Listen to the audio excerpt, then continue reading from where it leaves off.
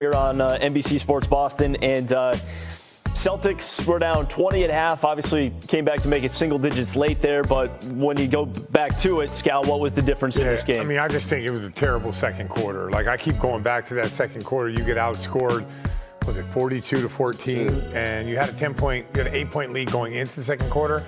You let go of the rope, and then now you're on the road, and you're sort of pushing a stone uphill, and that's like you let go for just 1 second, they came out a couple threes, and then Knicks responded. Like, you have to play perfect when you get down like that. So I think the second quarter came back in and really bit us.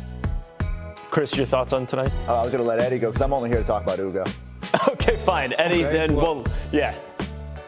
Well, last game, it was the fourth quarter. This game, it's the second quarter. So we got to figure out how to play a complete 48-minute game, or however long it takes, whether it be overtime or double overtime, triple overtime, however many minutes it's going to take, but at least start off with 48 minutes of playing the right way and not letting go of the rope at any point in time. I mean, 15-2 fast break points, that's effort. That's not getting back. And then when we talk about 21 offensive rebounds and we get out rebounded 53-37, I mean, how are you going to win games like that? Yeah, it's going to be very, very tough sledding to win games like that. So you have to clean up some things. And, I think, I don't want to overreact to 2 games, right? Because this is a new squad, right? This is a brand new team. A lot of interchanging parts, a lot of players left, new players came in. So I'm looking at it like this. How are you going to adjust? What are you going to do to make those adjustments? And at the same time, that look in the mirror like, okay, well, we 0-2. We don't want to go 0-3. That's the bottom line. Yeah. Can't go 0-3. And to continue the theme of not overreacting, Ugo Gonzalez looks like a potential all-star in the making with the way that he played and the energy that he brought out there. So, look, the Celtics, one of the things I've said about this season is not only do we hope that Water finds this level with its shooting, that the centers come along and shore up some of this rebounding, but you need to figure out what pieces are going to be key assets or key pieces of the future. And so I want to see them lean into some of these younger players, figure out what you've got. You're already doing this? This is 2 games in. But you can do both. Why did they get It's also the first 5 minutes of the... Why did they get back into this game? Chris, Ugo gave them the energy that they did not have in that second quarter. It's a B block. This is a C block. In the A block, we talk about the game that just happened. Would they have been in this if not for Ugo's energy? No, I mean, he was awesome. I know, but that's like a B block. A block is like, right now we're 0-2. They're going into a tough back-to-back. Ugo's an A block. But you know what, Chris? We might hit Ugo in every block, for you tonight. All right. I'm staying for an H block. Ugo block. Getting into that. You want me to break the game down? The game? A block. The A block. What? No, what you have the rebounding was not good. No. Like, what you have to look at is we're trying to be a good basketball team. We're not trying to, not make the playoffs or tank or any of that stuff. Okay, I know you're not, but. What are we not seeing that we need to get to so we could be a good basketball team? We're not seeing Peyton Pritchard and Derek White. I'm not sure they could have shot worse over the last 2 games. Like there was an instance where Derek just fired up an air ball where it was almost like he was exasperated with himself and with the looks that they're settling for. The rebounding has been atrocious. The energy has dipped in 2 different quarters and probably cost you 2 different wins. So, I'm not overreacting. I just think you're looking for guys that are going to give you energy. And right now, I think you need to lean into that while your starters and your key guys are figuring it out. Because right now, your key guys haven't been good enough. A block. Okay. Speaking of that quarter where the energy kind of dipped a little bit, again, the Celtics had an 8-point lead after the first quarter. So they go into the second quarter up 30-22. The Knicks started it on an 11-0 run.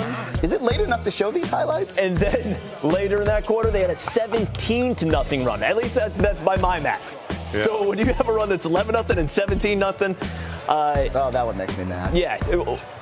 What was the reason for the 42-14 quarter? Personally, I thought their offense was terrible, and it affected their defense. I didn't think we were driving the ball. We weren't moving the ball. Like, we're going to have a different offensive identity, and good shots create floor balance, But look these are all in transition. And then what I said at halftime, they let go of the rope. Once things started going sideways, you got to buckle down the hatches here. Like you have to get it right on the defensive end. You have to say, all right, guys, 3 stops. Like you can't just continue to think, let's just keep jacking up threes and see if we can right the ship that way. No, you got to go on the other side. You got to guard and then eventually get out, flow, move the ball, move the defense around a little bit. Try to get good shots. I just thought the offense, which wasn't good, affected our defense, which was not good either. And even when they did play good defense, they would not close the possession with a rebound, and the second chance opportunities were just backbreakers. And all of a sudden, so like, not only are you lamenting what you're doing offensively, but now you're watching them get points because you can't finish off a possession, and I think it just snowballed on them. And we've seen that plenty of times with this core, even though it looks a little different. It has happened repeatedly in past seasons. They've got to find a way to just be a little bit mentally tougher when they hit the bumps in the road. But to me, it comes down to rebounding. They've got to figure out something here that shores that up a little bit because the second chance points are really hurt. So being outscored by 28 in that second quarter, by the way, and Max looked this up, historically, it ranks up there as one of the worst quarters for the Celtics in history. All time? We'll get the numbers in here. They're going to roll in there. Yeah, it's up there. It's up there. The patience is killing me. All right. It's too early to show that. You want to zoom it in? I can tell you that it is the tied for the 4th worst quarter. All time for the Celtics in a quarter, as far as point differential. We're setting all the wrong records. There you go. There you go. All right. 72, 70, 60, 20. Wait. So 72, back in 70, and 2000. Yeah. 1972. I remember that Bulls game. That was awful.